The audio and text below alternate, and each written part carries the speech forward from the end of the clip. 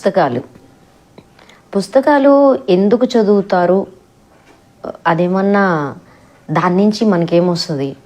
లేదు, ఈ మధ్యకాలంలో బుక్ ఫేర్లో కానీ ఎక్కడ కానీ ఎక్కువ భాగం ఈ ఎగ్జామ్స్కి ప్రిపేర్ అయ్యేవి, కాంపిటేటివ్ ఎగ్జామ్స్కి ప్రిపేర్ అయ్యేవి అవి ఇవి కనపడుతున్నాయి. అంటే స్టూడెంట్ ఓరియంటెడ్.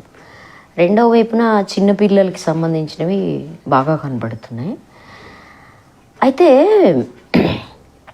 ఎందుకు చదువుతారు అనే ప్రశ్న నన్ను అడిగే ముందు నేను అసలు ఈ మధ్యకాలంలో ఎంతమంది పిల్లలు, స్కూల్ పిల్లలు, కాలేజ్ పిల్లలు పుస్తకాలు చదువుతున్నారు అని అడిగితే ఆ పుస్తకాలు చదివే సంఖ్య చాలా తక్కువగా ఉంటుంది. పుస్తకాలు వింటున్నాం అనే వాళ్ళ సంఖ్య కొంచెం ఉంటుంది. సరే, పుస్తకాలు విన్నా చదివినా పుస్తకం అనేది పుస్తకమే.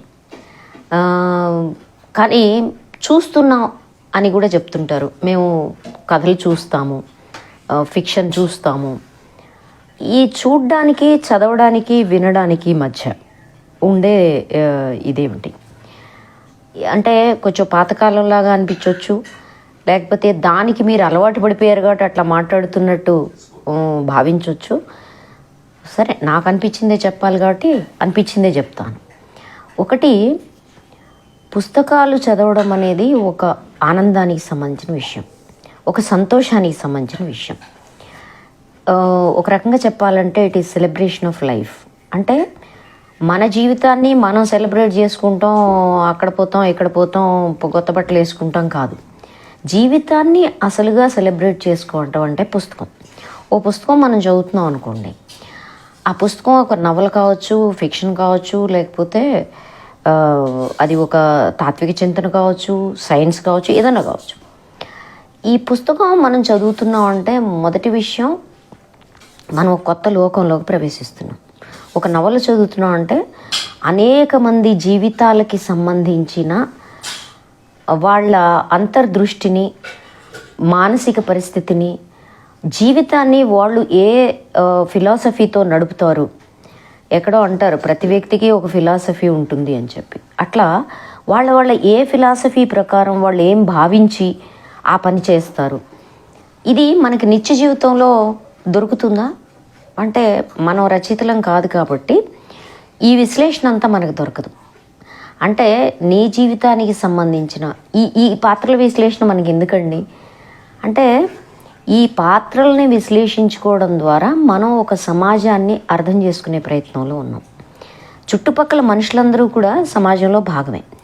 సమాజంలో ఉండే వాళ్ళందరూ ఈ సమాజం వల్ల ప్రేరేపితమైన బిహేవియర్ కలిగి ఉన్న వాళ్ళు అందరూ ఒకేలా బిహేవ్ చేయరు. ఎందుకని? అదో పెద్ద పజిల్. కాబట్టి ఏ అంశాలు ఫలానా వ్యక్తి ఫలానా విధంగా ఉండడానికి కారణం అవుతారు. ఇది అర్థం చేసుకోవడం సమాజంలో బతికే ప్రతి ఒక్కళ్ళకి అవసరం.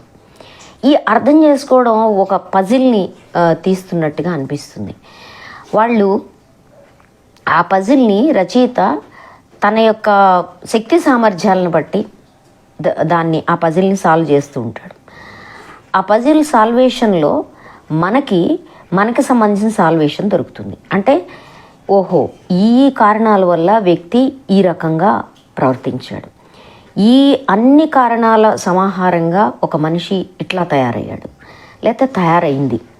ఓహో, ఇది రెండు రకాలు. ఒకటి, మనం ఎట్లా ఉండాలి అనేది అర్థం చేసుకోవడానికి, మననేమేం ప్రభావితం చేస్తున్నాయో అర్థం చేసుకోవడానికి, మనం ఎదుటి వాళ్ళ పట్ల ఏం చేయొచ్చు చేయకూడదు అర్థం చేసుకోవడానికి, దాంతోపాటే అసలు ఈ సమాజం యొక్క గొప్పదనాన్ని, ఈ సమాజంలో ఉండే భిన్నత్వాన్ని, ఈ సమాజంలో ఉండే ఘటనల క్రమాన్ని, ఆ క్రమాన్ని మనకు తెలియకుండా సిరిశ్రీ అన్నట్టు ఏ శక్తులు నడిచి మనుషులు అన్నట్టుగా ఆ శక్తులు ఏంటి, మనకు కనపడకుండా ఉండే ఈ ఇన్విజిబుల్ ఫోర్సెస్ ఏంటి, ఆ ఇన్విజిబుల్ ఫోర్సెస్ ఒక చిన్న వినిమయం అనే విషయం మన జీవితాన్ని ఎట్లా మారుస్తుంది, ఈ వినిమయం ఈ కాలంలోనే ఉందా, భిన్న కాలాల నుంచి ఇది ఎట్లా పనిచేస్తూ వచ్చింది, ఇవన్నీ మన జీవితం మీద చూపించే ప్రభావాలు. సో ఈ మొత్తం ఎందుకు అర్థం చేసుకుంటాము అంటే మనకుండే రిలేషన్షిప్స్ని, మనకుండే సంబంధాలని మనం బెటర్ మేనేజ్మెంట్ వైపు చేసుకోగలుగుతామా లేదా, అన్నిటికంటే ముఖ్యంగా మనం మెరుగుపరుచుకోవడానికి ఇవేమన్నా ఉపయోగపడతాయా? మన ఆలోచనల్ని, మన జీవితాన్ని మెరుగుపరుచుకోవడానికి ఈ పుస్తకాలు ఎంతవరకు దోహదపడతాయి అంటే ఖచ్చితంగా దోహదపడతాయి. కాబట్టి పుస్తకం ఒక ఆనందము, ఒక అవగాహన, ఈ రెండు కలిసి ఉంటాయి. అందుకనే ఆనందము అవగాహన రెండు కలిసి ఉంటాయి కాబట్టి అవగాహన కోసమో జ్ఞానం కోసమో చదివే పుస్తకాలన్నీ అవేదో కంపల్సివ్ రీడింగ్ కింద చెప్తారు. అంటే తప్పనిసరి చదవాల్సిన విషయాలు. అన్ని సందర్భాల్లో తప్పనిసరి చదవాల్సిన పరిస్థితి ఉండదు. నిన్నెవరు సినిమా చూడు ఇది కంపల్సరీ అని చెప్పరు. నీకు ఇష్టం ఉంటే చూస్తావు, లేకపోతే లేదు. పుస్తకాలు నిజానికి మనం పిల్లలకి అలవాటు చేస్తే అవి ఒక తప్పనిసరి చదవాల్సిన విషయంగా ఉండదు. క్లాస్ పుస్తకాలు ఈ మొత్తంలో ఒక భాగంగా ఉంటాయి. క్లాస్ పుస్తకాలు ఇవ్వని మెదడుకి శ్రమని, క్లాసు పుస్తకాలు ఇవ్వని స్టిమ్యులేషన్ని, క్లాసు పుస్తకాలు ఇవ్వని లోకజ్ఞానాన్ని, జనరల్ నాలెడ్జ్ ఆఫ్ కోర్స్, అది కూడా లోకజ్ఞానము జనరల్ నాలెడ్జ్ ఈ రెండు ఒకటే కాదు. జనరల్ నాలెడ్జ్ అంటే దేనికి ఏంటి అనేది ఆ టెక్నికల్గా ఉండే క్వశ్చన్స్ అవన్నీ గుర్తుపెట్టుకోవడం అని తయారైంది ఇప్పుడు. అది కాదు, లోకాన్ని గురించిన జ్ఞానాన్ని, మనుషులను గురించిన జ్ఞానాన్ని ఇస్తాయి. కాబట్టి వీటన్నిటినీ పుస్తకాలు ఇవ్వగలుగుతాయి. కాబట్టి మా పిల్లలు చదవాలి, మా పిల్లలు జీవితంలో గెలవాలి అనుకునే వాళ్ళు చేయాల్సింది ఏంటంటే మన పిల్లల యొక్క అభిరుచిని పుస్తకాల వైపు మరల్చడం. పుస్తకాలు చదవడంలో ఇంత ఆనందం ఉంది అని వాళ్ళకి నేర్పించడం. మన ఆనందాలన్నీ మనం నేర్పించుకున్నవే, అవి మనం మర్చిపోతున్నాం. అందుకనే ఒక కాలంలో క్రికెట్ ఆడడం ఆనందాన్ని ఇస్తే, ఒక కాలంలో సీరియల్స్ చూడడం ఆనందాన్ని ఇస్తుంది, ఒక కాలంలో వాట్సాప్లు చూసుకోవడమే ఆనందాన్ని ఇస్తుంది. కాబట్టి కాలాన్ని బట్టి ఆనందం మారుతుంది. అంటే ఆనందం ఎక్వైర్డ్ క్యారెక్టర్ అని మనం అర్థం చేసుకోవాలి. మరి పుస్తకాలు చదవడం అనే ఒక ఎక్వైర్డ్ క్యారెక్టర్ని ఎందుకు మన పిల్లలకి మనం ఎక్వైర్ చేయించాలి? అది పెద్ద ప్రశ్న. ఒకటి, పుస్తకం అనేది మెదడుని విశాలపరిచినట్టుగా నా అనుభవంలో ఇంకేది విశాలపరచదు. అంటే విశాలం అంటే ఇది ఎదుటి వాళ్ళని అర్థం చేసుకోవడం, సమాజం, ఇదంతా ఒక భాగం. అది కాదు, అసలు నీ ఊహ. ఒక మనిషి యొక్క గొప్పతనం ఏంటి అంటే మనం ఎంతవరకు మన పునాదిని పటిష్టంగా ఏర్పాటు చేసుకుంటే అంత ఎక్కువ ఎత్తుకి మనం ఎగరగలుగుతాం. అంటే నీ స్ప్రింగ్ బోర్డుకి ఎంత ఫ్లెక్సిబిలిటీ ఉంటే నువ్వు అంత ఎత్తుకి ఎగిరి వెళ్ళగలుగుతావు. ఇది ఒక సూత్రం, ఇది సైన్స్ సూత్రం ఆఫ్ కోర్స్. అట్లనే మనకు సంబంధించి మన బ్రెయిన్లో ఈ స్ప్రింగ్ బోర్డు ఏర్పాటు చేసేది పుస్తకం. ఒకసారి ఒక పునాది అట్లా పెట్టుకుంటూ వస్తే స్ప్రింగ్ బోర్డ్ని, పుస్తకాలన్నింటినీ నీకు ఇష్టమైన దాంట్లో, అప్పుడు నీ బుర్ర స్ప్రింగ్ బోర్డ్లా పనిచేసి నువ్వు ఎంత ఎత్తుకి నీ ఊహల్ని సారించగలుగుతావు. ప్రపంచంలో సైంటిస్టులు కానీ క్రియేటివ్ పీపుల్ ఎవరైనా వాళ్ళ స్ప్రింగ్ బోర్డు బలంగా ఉంటుంది. ఆ స్ప్రింగ్ బోర్డ్ నుంచి వాళ్ళు మిగిలిన వాళ్ళు ఎగరలేని ఎత్తులకి వాళ్ళు ఎగురుతారు. అంతే క్రియేటివిటీ. అంటే నీ సొంతదనాన్ని నువ్వు ఏర్పాటు చేసుకోవాలి అంటే నువ్వు స్ప్రింగ్ బోర్డ్ని ఎంతవరకు ఫ్లెక్సిబుల్గా ఉంచుకుంటున్నావు అనేది చాలా ముఖ్యం. ఆ ఫ్లెక్సిబిలిటీని ఇచ్చేది పుస్తకాలు. అంటే నువ్వు కాంపిటేటివ్ ఎగ్జామ్స్లో కావచ్చు, లేకపోతే నువ్వు ఒక బిజినెస్ వరల్డ్లో కావచ్చు, నీ సొంతమా లేకపోతే ఉద్యోగమా పక్కన పెట్టండి, దేంట్లో అన్నా నువ్వు సక్సెస్ కావాలంటే నీ ఊహ మిగిలిన వాళ్ళకంటే దూరం వెళ్ళగలుగుతుందా లేదా అనేదే, నీ ఇమాజినేషను ఎంతవరకు వెళ్ళగలుగుతుంది అనేది ఇవాళ ఒక ప్రత్యేకమైన యోగ్యతగా ఉంది. ఆ యోగ్యత సాధించాలంటే నీకు పుస్తకం తప్ప ఇంకో మార్గం లేదు. మరి చూస్తే వెళ్ళదా? దృశ్యం చూస్తే, సినిమా చూస్తే వెళ్ళదా అంటే వెళ్తుంది. ఎక్కడ వరకు వెళ్తుంది? నీ దర్శకుడు అతని విజన్ ఎంతవరకు వెళ్తుందో అక్కడ వరకు వెళ్తుంది. కొంతమంది ఎక్స్ట్రాడినరీ డైరెక్టర్స్ ఉంటారు. వాళ్ళు మనకి చెప్పని, అందులో చూపించని దాన్ని చూపించగలిగి అర్థం చేసుకోగలిగేంత, దాన్ని పదే పదే విశ్లేషించగలిగిన లోతుల్లో తీసేవాళ్ళు ఉంటారు, లేరని నేను అంటలా. కానీ దానికంటే కూడా ఆయన సొంతానికి సంబంధించిన ముద్ర కంటే కూడా, లేకపోతే ఆమె సొంతానికి సంబంధించిన ముద్ర కంటే కూడా ఒక దృశ్యంలో, ఒక విజువలైజేషన్లో మనకి దీంట్లో వచ్చే దృశ్యం ఇది నీ సొంత దృశ్యం. ఒక వ్యక్తి శరత్, శ్రీకాంత్, లేదు గోరా, వీళ్ళ వర్ణన మనం చూస్తాం.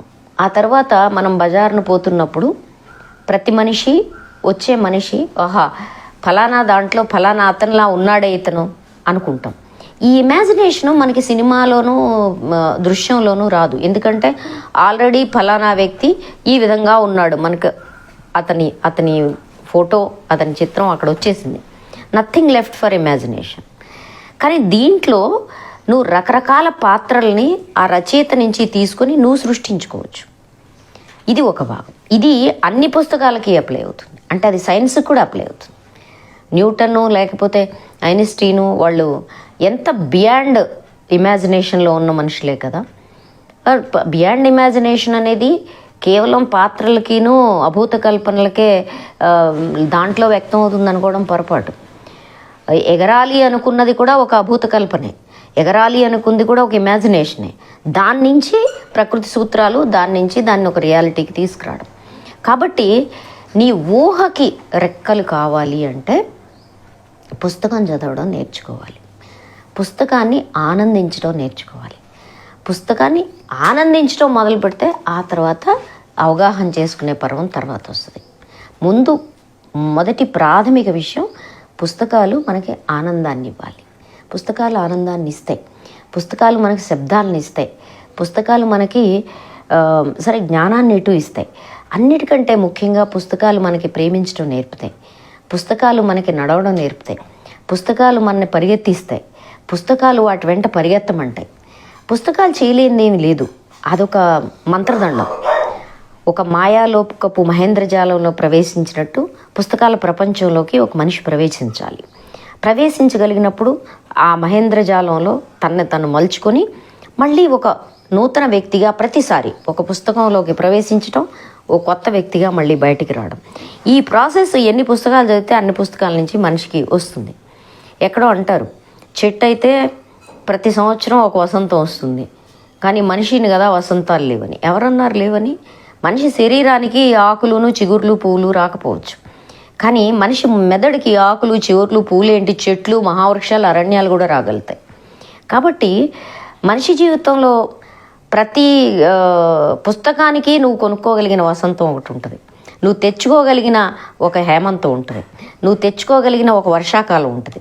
కాబట్టి అన్ని ఋతువుల్ని నువ్వు తెచ్చుకోగలగాలి నీ జీవితంలో అంటే పుస్తకం చదవడం, దాన్ని ఆనందించడం నేర్చుకోవాలి. పుస్తకాలని మన జీవితంలోకి ఆహ్వానిస్తే పుస్తకాలు మన జీవితంలోకి తీసుకెళ్తాయి.